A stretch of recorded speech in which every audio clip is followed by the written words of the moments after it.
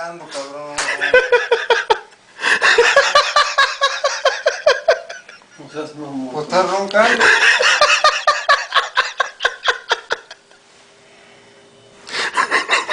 Entonces no ronques, cabrón.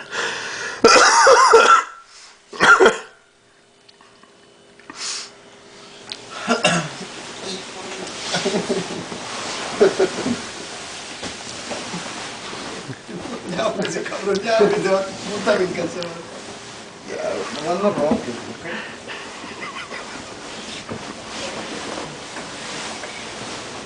Ay, mi pilín. George, ya duérmete. Conéctame, pinche.